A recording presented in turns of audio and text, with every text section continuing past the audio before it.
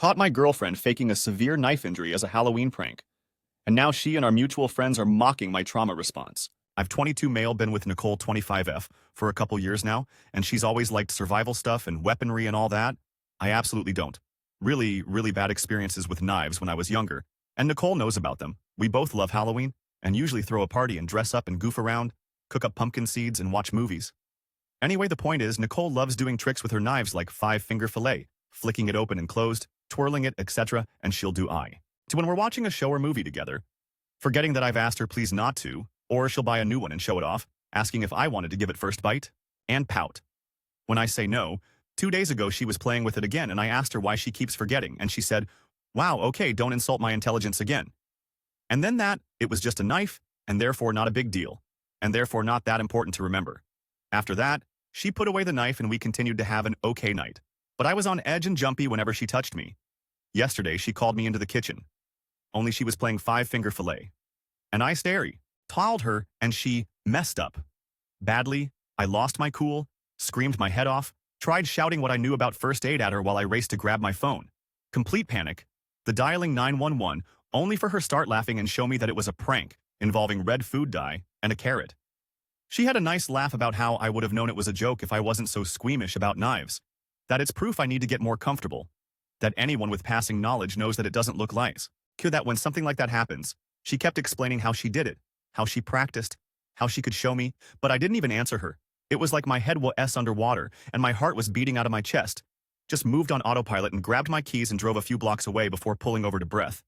Nicole tried to call me, and the first thing I said was, "It wasn't funny at all."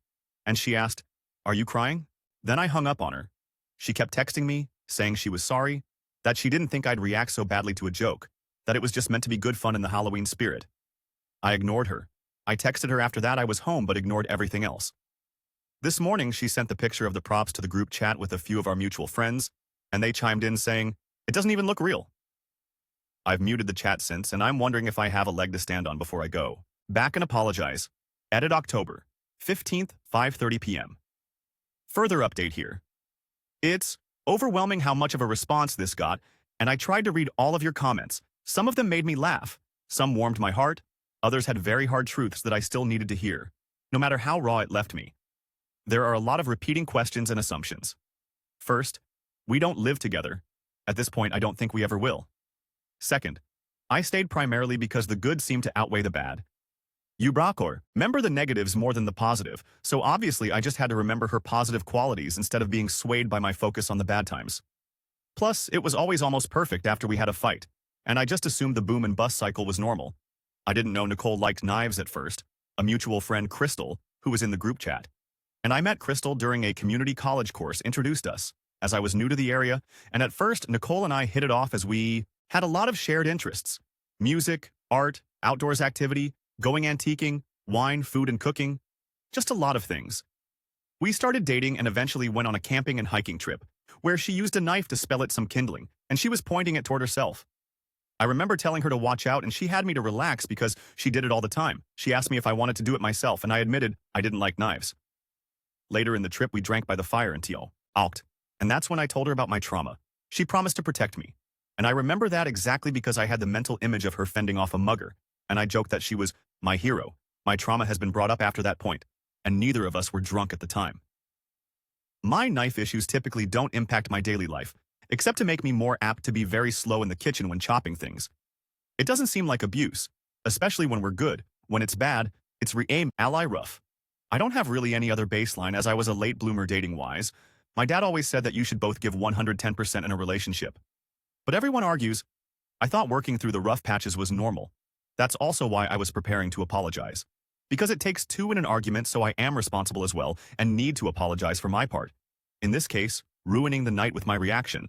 I did go through therapy to help cope with the initial incident surrounding my aversion to knives. I was a lot worse when it happened, to the extent where I couldn't have anyone point the knife in the direction of another living being, or certain songs on the radio that were playing at the time, or certain smells. I've made progress, but clearly not enough to stay with her and deal with her fidgeting with the knives.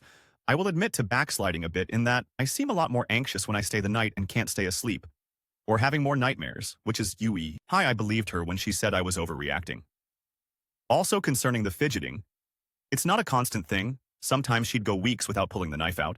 Sometimes she'd complain that I only focus on the fact she had used the knife versus how long she had abstained, which seems reasonable to point out. Update 1. A lot of the conversation is paraphrased with quotes that stuck in my mind. I also kept adding to this as things developed, and I'm running on zero sleep, so I'm sorry if it's not very clear.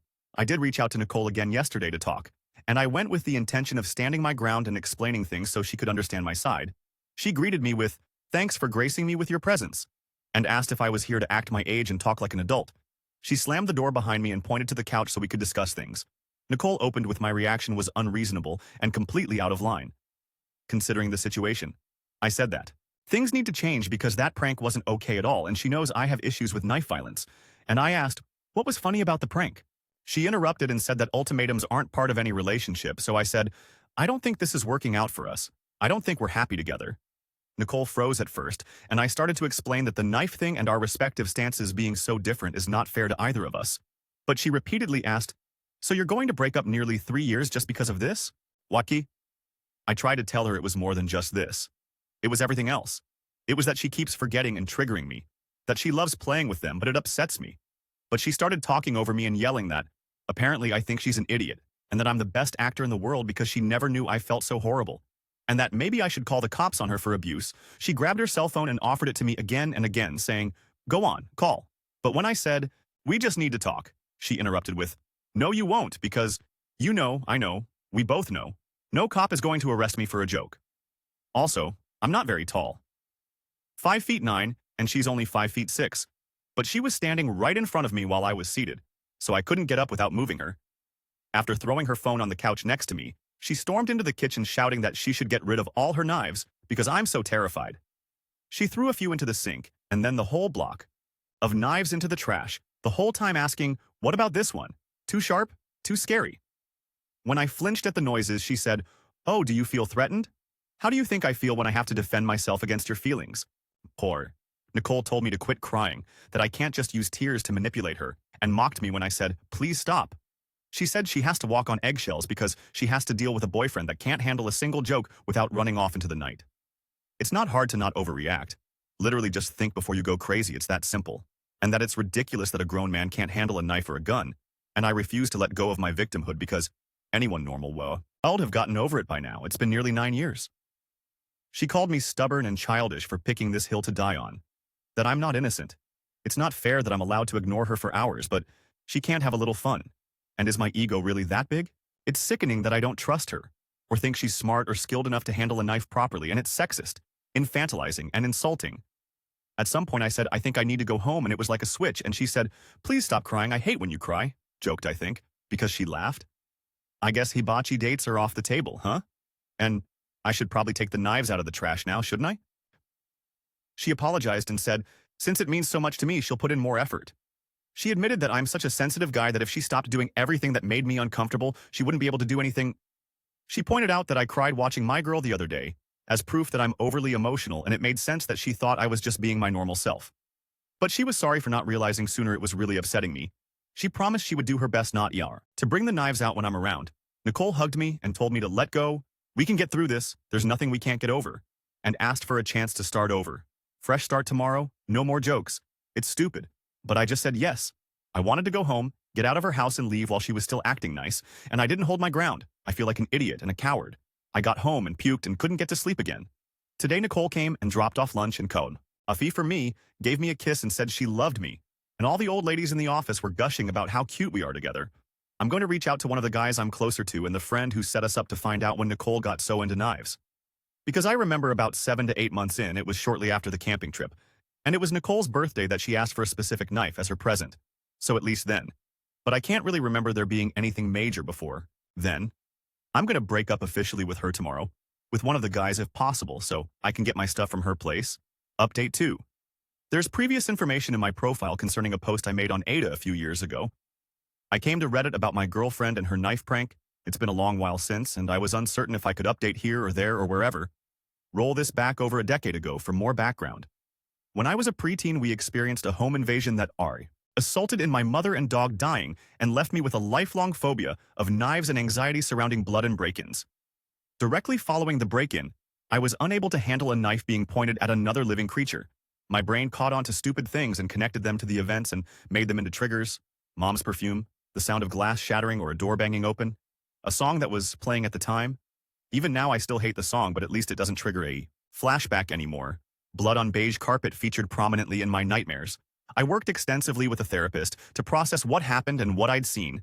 Recovery took years of therapy, weeks of inpatient care, medication to help with the nightmares, PTSD, depression, and anxiety. We sold the house as soon as we could. I moved out of state as soon as I could.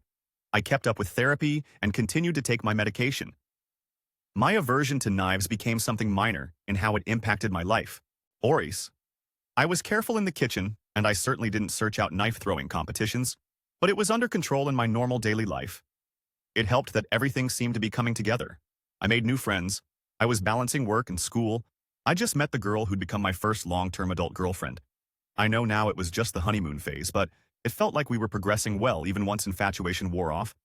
We stood together through highs and lows and the mediocres, middle ground where there's nothing exciting, just the mundane. I thought that was the marker of a steady relationship, to be able to stick together even after the excitement of a new relationship has faded. We went on a few trips together, driving across state lines to meet her family or flying back to see my dad. On one of our trips, we went camping and my fear of knives got brought up. That led to the break-in getting brought up. She seemed to care at the time, even promising to protect me if something ever happened and offering to help install a camera in my apartment. After the camping trip, I don't know if it was always there and I noticed it more after or what, but she started to be more obviously into knives, practicing tricks in front of me, showing videos to me, starting a collection. She even asked for a knife for her birthday that year, showing me exactly which one she wanted. Before, she was into camping, into guns, which ironically, I have zero issue with, and how to forage, make shelter, purify water, basic survival stuff, and artillery and tanks. She did multiple courses about military history in college, and busted out the textbooks sometimes if she remembered something she thought I would find interesting. But suddenly, it seemed like her focus was on carving and skinning animals, on knife wounds and tricks, and collecting and displaying knives. She started doing the tricks more often, in front of me, even when sitting next to me on the couch or at the dinner table. Component placement. She would gesture with the knife without thinking, and even pointed at me. Again, one of my major triggers being knives pointed at people or animals. She started sending me videos of news clips of other break-ins, or news reports of robberies ending in murder between a bunch of other funny videos or pictures. So checking Snapchat became a game of Russian roulette. If I didn't check the links sent through text, she'd keep sending them and ask what I thought. She'd forget she had the knife in hand when she came up to me, sometimes from behind. My nightmares came back. My anxiety got worse. No matter how often I reminded her to please stop playing with the knife in front of me, or at least not next to me, she would always forget after a little bit. Some part of me refuses to believe there's no way she risked bodily harm just to unnerve me. It came to a head when she pulled a prank where she pretended to cut off a finger. We had a huge fight, our biggest one yet. I wish I'd acted differently and hadn't stormed out. But I did. There is a lot about my time with Nicole I would do differently in hindsight. I was so sure I'd just break up with her for good. I don't know why I didn't stay broken up with her. When I did at first, I did it alone, because my friend Jack rolled his eyes and called me a PC for wanting backup. So I did it in a coffee shop instead, hoping the public eye could be my backup.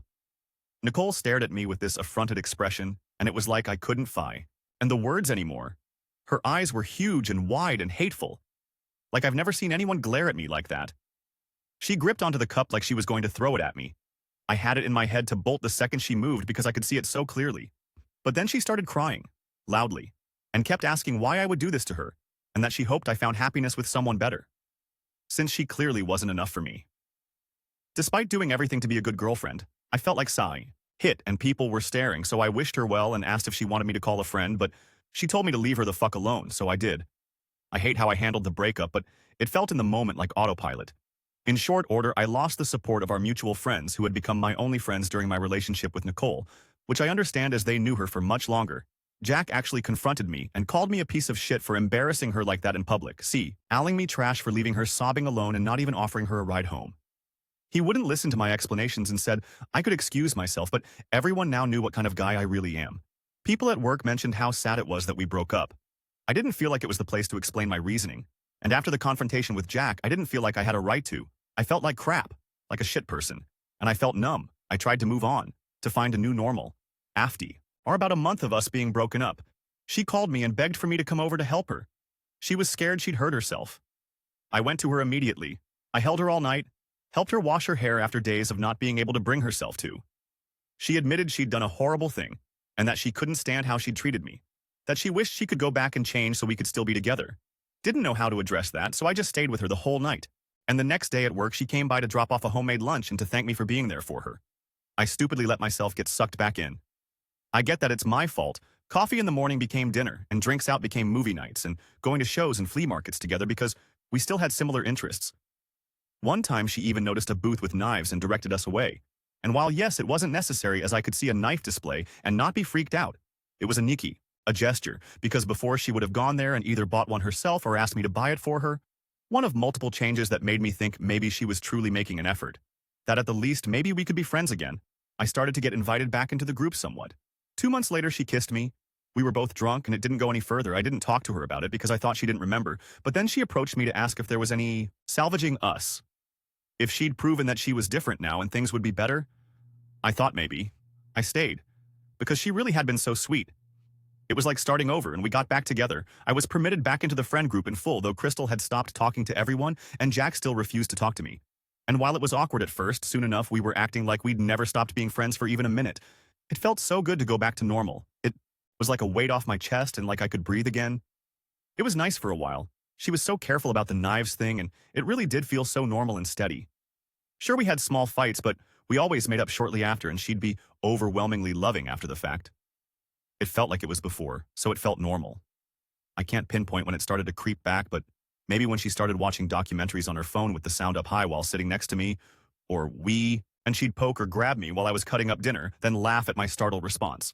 Or she'd scoff if I teared up watching or reading something, then tell me later that it was out of fondness, not exasperation, and I really needed to stop reading so much into it. Or she'd yell at me for forgetting something that she never even told me about, and then the next day she'd get frustrated that I didn't insist properly that she was mistaken. Like it was all small things that, on their own, weren't and that big of a deal, and I didn't feel like I could just speak up about it or else I was nitpicking her. In hindsight, I was making excuses and clinging to when she was nice to me, trying to do anything to make sure we just stayed happy and without bumps. Part of it was that I knew now that I'd be alone, that no one would understand why I'd throw away a good relationship, that being with her was the best thing that could ever happen to me. We moved in together 4 months after our getting back. Together, she was hinting around that it was the only way to prove to her that I'd forgiven her, and that way we could move on and be happy. She insisted I move into her place because it was easier to move an apartment into a house than the other way around. It constantly felt like she was dangling that night where she was suicidal over me. Like one wrong move from me, and maybe the next time she wouldn't call for help. When we had fights, she paced through the house flicking a knife, looping from the bedroom to the living room to the office, or said every single argument was really due to the fact I was holding a grudge over the prank, and that we wouldn't be arguing if I just grew up and stopped taking out my trauma on her. She'd tell me not to piss her off because it would be too easy for her to make a mistake, and no one would think twice about what happened. A few times she'd gone on a rampage and overturned tables and threw glasses into the sink and dishwasher and said, "We were deuce, knee for good." Only for the next day to blow up my phone begging me to talk this out, or have her friends encourage me to swallow my pride and go back to her, because she's miserable without me and she's trying so hard. Or she'd just wake me with a kiss after making me sleep on the couch as if the night before never happened. If I asked about the night before, the fight would start all over. Yet this time it'd be my fault because she was trying to move on, but I was holding a grudge. The following Nias. Really 10 months were the most terrifying, anxiety-riddled period of my life, and I only had myself to blame.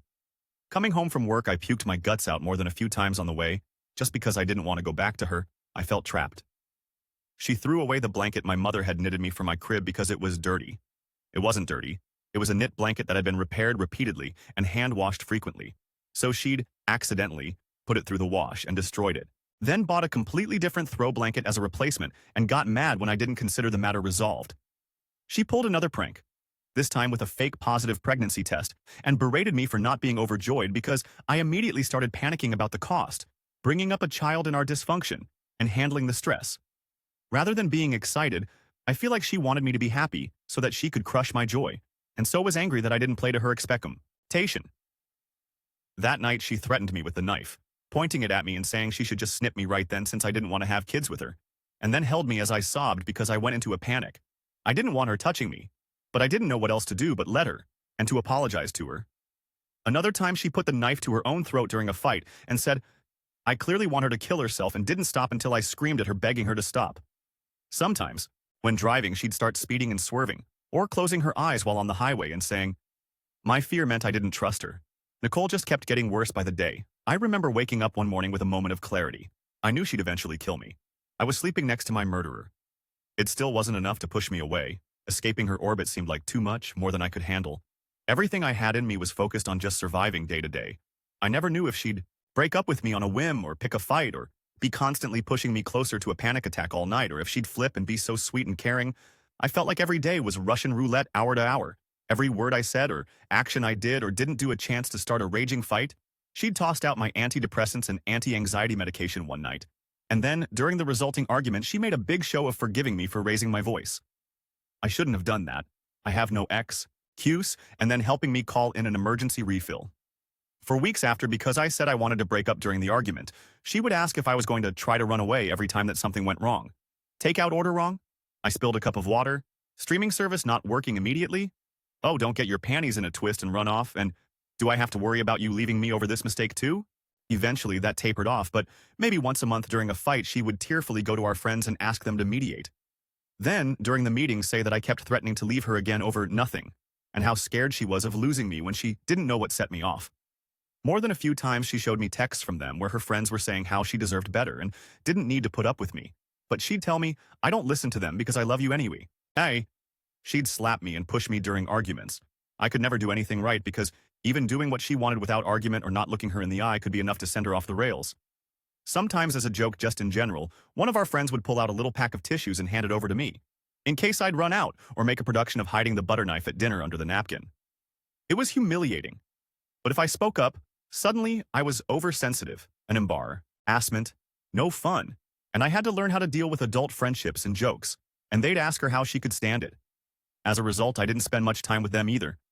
Usually Nicole would just go out with them and I'd stay home, which was the most relaxing I've ever felt during that time, except for when she started randomly coming home without any notice or timeline, like saying she'd be home at 6 but then not coming back till midnight or early morning, or saying she'd be gone until 10 and coming early back at 2 or 3, or randomly calling the house phone to make sure I was home and getting angry if she even thought I sounded breathless, accusing me of having left. She started hinting around that marriage would be the logical next step and I was insulting her by not having proposed yet. Then she bought an engagement ring with my credit card and started showing off to all her friends how perfect my choice was. I didn't want to marry her. I felt bad for not wanting to marry he, or I wanted us to be happy, and maybe giving her the wedding she wanted would help. I didn't want to marry her. In all those months, I never went to sleep feeling safe. I lied awake in bed, hyper-aware of how close she was, and trying to go over in my head if I had behaved well enough to keep her happy and what I could do to prevent another explosion. In hindsight, it's sickening how long I let this go on. In the moment, it was just about all I could think to do. I often woke up with nightmares, which would in turn piss her off and set her off in a mood for the next day.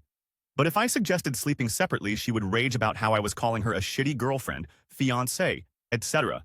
I started to keep a notebook at work and just writing shit down. Things she'd done or said, incidents and what I'd done to set her off. It helped me feel more sane, and also more like a fucking moron because I could read back on times she actually hurt me, and I still hadn't left. Every time I thought about Levi, I felt sick inside. I'd lose every social contact I had. I would have to find a new place to live. I'd have to bar her from my workplace, but they can't do anything without a restraining order, and that itself felt like a hurdle too. I dropped all my old friends in favor of her and felt like they'd refuse to even talk to me again. I was the idiot that let her back into my life and rekindled the relationship. Despite overwhelming feedback, I was stupid enough to deserve every bit of what was happy, penning, and too dumb to deserve to escape after wasting my previous chances. I hated myself and had frequent fantasies of just ending it all. The worst part wasn't the anxiety and terror, though. It was when she was sweet and caring. For example, she always went all out for my birthday or anniversaries or Christmas with thoughtful gifts, except for the year where she kicked me out for the evening after throwing some decorations at the wall because they stopped working, for which she blamed me. Use?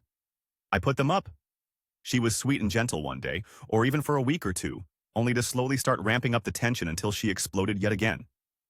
She had an uncanny ability to blame me in ways that made me feel responsible for her emotions and for forcing her to react violently. When we drove out to visit my dad for Easter, things started to change. Dad was concerned about how quiet I'd become and that I hadn't come for Thanksgiving or Christmas or even called on NYE like I used to. I looked tired, unhappy, and thin. Nicole was on her best behavior the whole time, and even left her knives in the car, even tried to get everyone to focus on the engagement ring. But Dad still saw something was wrong. For 3 weeks after he kept trying to contact me, but she wouldn't let me talk without her in the room, and she checked my phone anytime she left me alone and checked the records online to see if I had deleted any calls. Eventually, I managed to get a burner phone and hid it at work, Izrinia, which allowed me to talk to my dad freely. He flew over with my uncle and they helped me gather my stuff from her house. When Nicole started sobbing and begging me to stay, my uncle kept her from the kitchen knives and had his phone ready to call 911 if she tried to hurt herself or us. When Nicole started to insist I was taking her stuff too, even though I was only taking things either I brought with me or I bought for me, I just let it go. She got to keep a few sentimental items of mine in the all. He loss hurts still, but the most important ones I was able to take, like I was able to get all my documentation and cards out of her house. I didn't even bother with the ring. It was just money and she was already acting up. Uncle drove my car home while Dad had me fly with him. I'm ashamed to admit that the months directly following the breakup were almost worse than the time I spent with her. Because I was out of survival mode and I couldn't force myself to function the way I used to. I felt Linnea, a parasite on my father, unable to get my shit together. Falling apart over nothing, being so volatile it frightened me. I'm in therapy again. Sometimes I feel better, like I can see a way forward, but then I feel like I'm back in the thick of it and I'll never go back to normal and I'm permanently broken. Worse, every time I cry or get triggered or have a flashback, I can still hear her voice in my head calling me over emotional and too sensitive, that I'd be fine by now if I just got over myself, that what I went through wasn't that bad. She sent mail to my dad's house for a while, threatening letters and pleas for me to see reason and stop overreacting, pictures of us that were sentimental, guilt trips. At first I couldn't get a restraining order right away against her because I moved. Something about the jurisdictions and courts, but when she sent those letters it helped at least make sure she couldn't continue to contact me. I found my old laptop a while ago, and it had the passy sword pre-populated. It wouldn't leave my mind, especially when I read what people were saying. Right now I'm just rambling to get my head straight, to be honest, but my DMs were full of people saying how the sex must be amazing, how stupid guys get when they want to stick their dick in something, that I don't have balls or a backbone clearly, and I just need to man up. Basically everything I told myself to remind me of what I did to deserve being stuck with her. I don't know if I can muster the courage to address any responses to them. But I really just want to tie up this loose end in my life so maybe I can stop rehashing it mentally and finally move on. I might also give my therapist the notebook I kept of Nicole's abuse, but I haven't wanted to even look for it.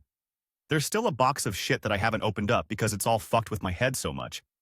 What I wish I knew at the start of all this shit was that any amount of genuine discomfort isn't an acceptable price in a relationship, and you're allowed to stop giving them more chances even if they're trying and seem sorry. You're not obligated to help people change, even if you love them, even if they do slightly better. OP. I appreciate that. It's hard to remember how to keep on sometimes, so thank you.